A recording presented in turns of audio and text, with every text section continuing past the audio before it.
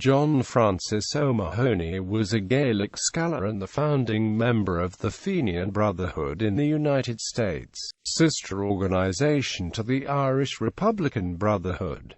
Early life. He was born in 1816 in Kilbeheeney, County Limerick, Ireland. His father and uncle had been members of the United Irishmen, and had taken part in the Irish Rebellion of 1798.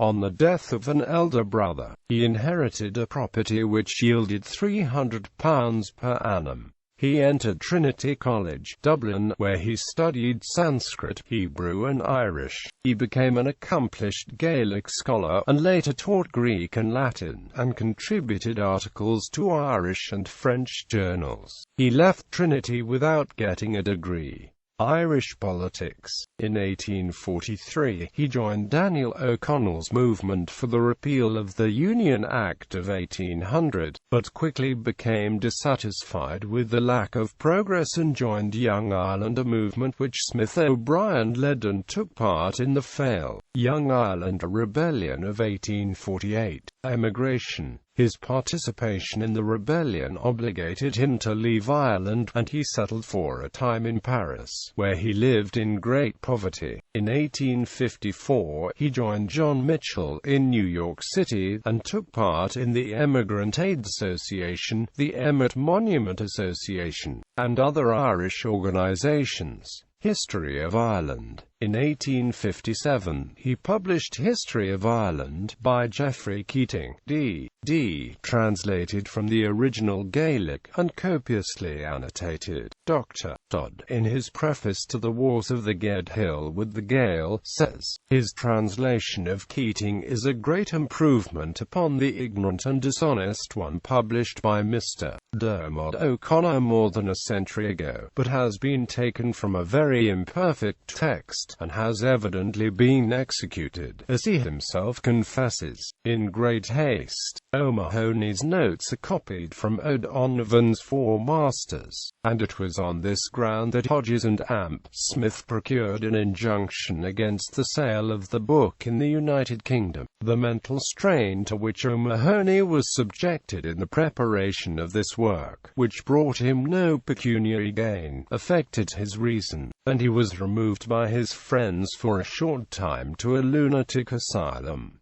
Fenian Brotherhood. In 1860, O'Mahony organized the Fenian Brotherhood, also known as the Irish Republican Brotherhood. The object of the association was to secure the freedom of Ireland. The name was probably derived from O'Mahony's Gaelic studies, the Fenians having been a military body in pagan Ireland, celebrated in the songs of Ossian.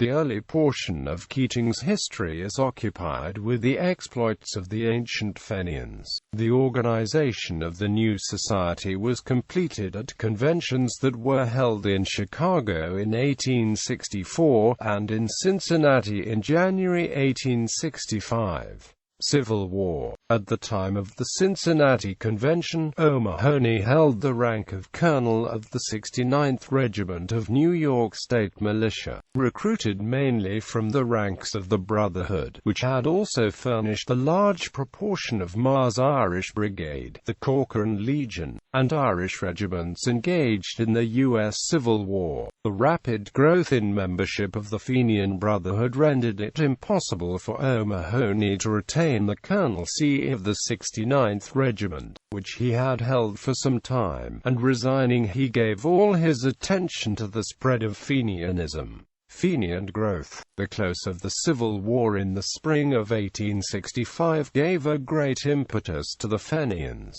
owing to the number of Irish-American soldiers that were disbanded and anxious to see service elsewhere. Money poured into the Fenian exchequer, probably $500,000 was subscribed between 1860 and 1867.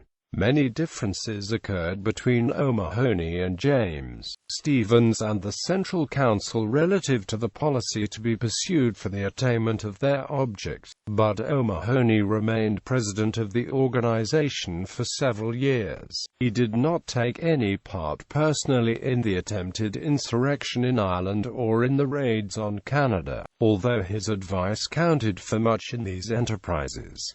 Later years, he devoted the last years of his life to literary pursuits, but suffered from ill health, and he had a hard struggle to secure the bare means for subsistence. However visionary may have been his objectives, he was honest, and although thousands had passed through his hands, he was often at a loss for a dollar. When his poverty was discovered, he declined to receive assistance in any shape. He died in New York City in 1877, and soon after his death his remains were taken to Ireland and interred with the honours of a public funeral in Glasnevin Cemetery in Dublin.